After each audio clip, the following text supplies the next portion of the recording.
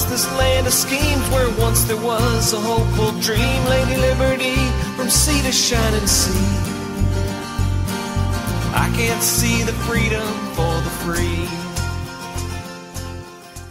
Hi, this is Bob with We Prepare Now, and just so you know a little bit about what we do is our company hosts a blog and a forum on our website at wepreparenow.com.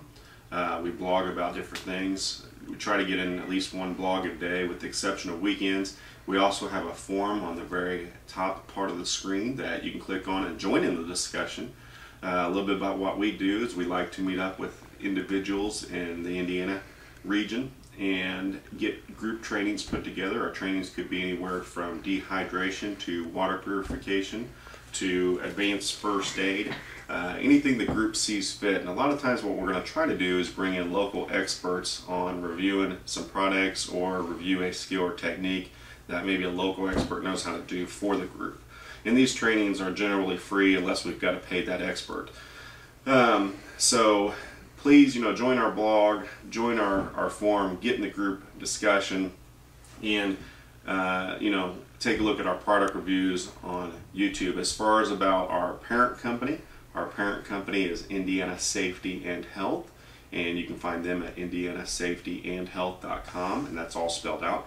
And Indiana Safety and Health provides CPR and first aid training to the central Indiana region and throughout Indiana.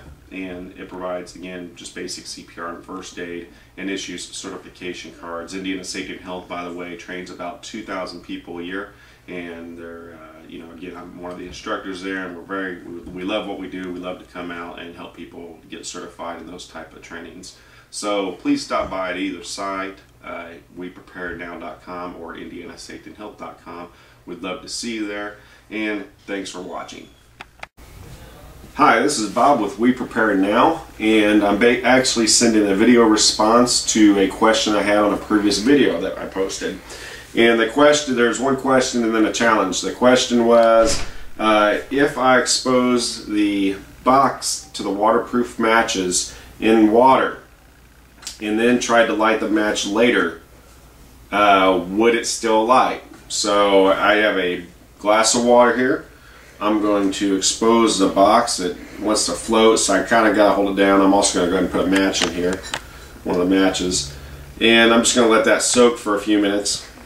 And then the second question is if you take a regular non-waterproof match and put it in clear nail polish and let it dry and then expose it to water later, can you light it? So what I was going to do is take this match here, basically just put it in the nail polish. I'm going to set it down here and let it dry. And then after it gets done drying, I will also put that in the water. Now, this match right here, you can see I marked with a red Sharpie. The red Sharpie just shows that this is the match that I put the nail polish on, that I'm trying to make a homemade waterproof match with. This is also from the same box of Diamond Strike on box matches. And again, these are not waterproof matches. With this match, just to do a controlled experiment, I'm going to put this in the water and let it soak as well. And we'll come back in a little bit and see the results. Okay, so basically what I've done is I've taken the matchbook out. I'm letting it dry. I'm going to take the non-waterproof match, out, let it dry. I've got the waterproof match that the non-waterproof match that I coated with nail polish also drying, and then I got the waterproof match, which is the smaller of these three, laid out, also drying. So if we zoom in here, we can see I've got basically the waterproof matches box that's wet. I'm going to let it dry. I've got the waterproof match that was in the box. I'm going to let it dry. Then I've got the two regular matches that are supposed to be non-waterproof. I'm letting it dry, and then this one right here, as you can see, I've put just clear nail polish on. I'm going to let that dry. The time is 3 o'clock. 3 o'clock. And we'll probably try this around 6 or 7. I want some good drying time. We'll try this around 6 or 7 o'clock, or maybe even before that. Try and see what happens to all 3 experiments. Hi, this is Bob with We Prepare Now, and we're back, and it is right now, let's see here, 6:10. So I think we started this right around 3. So it's been about 3 hours. I let these matches dry. Now, the first question was if we got this box wet, if we would be able to light the match. Also, this match was wet also. What I did 2 experiments. One of them didn't get on video, but I tried to light a match right away. That was also wet. That didn't get on the video, but it actually scraped part of this chemical abrasive part away. So I let the box dry for 3 hours, and I'm going to try it on the other side, and we'll try now. So again, this has been wet. This whole box was wet, and you know what? I changed my mind. I'm just going to try it on this side that I wiped off earlier, and we'll see what happens. Here we go. Okay, yeah, it lit up.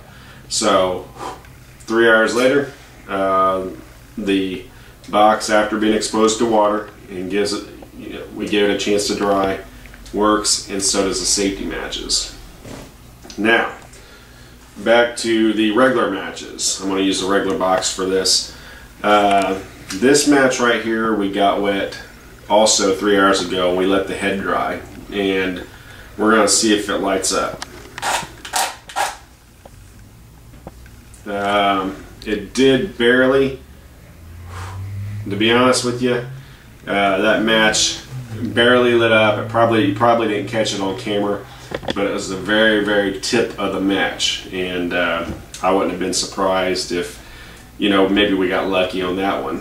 Now this match, on the other hand, I put nail polish on also 3 hours ago, and you know, we also got it wet. The nail polish has had a chance to dry. I'm going to go ahead and wipe the water off this match right away, and we'll see if we can get it to light after the nail polish has been applied. So on this match, immediately after getting it wet, it lit. But you can see it burns out kind of quick. So in summary, what you could do is you could buy just regular matches at the dollar store, and you know, either if you want to waterproof them, I guess you could put nail polish on, or you could take the chance of letting them dry out if they do get wet, or you can buy waterproof matches. And the good thing about these is basically if you dry it right away and it's just the match, it will light right away. However, if the box gets wet, to be honest with you, you got to let the box dry. And you know, I let this box dry for about 3 hours. I probably could have done it in a half hour or an hour, especially if I was outside where it was a little bit more hot outside. This, you know, this was inside, so the box probably took longer to dry out. In summary, these waterproof matches, I said yesterday when I did the video that I thought it was 8 boxes. I actually counted it was 10 boxes of 40 matches, so a total of 400 matches for right around $4. This is 250 matches for $1 at the dollar store.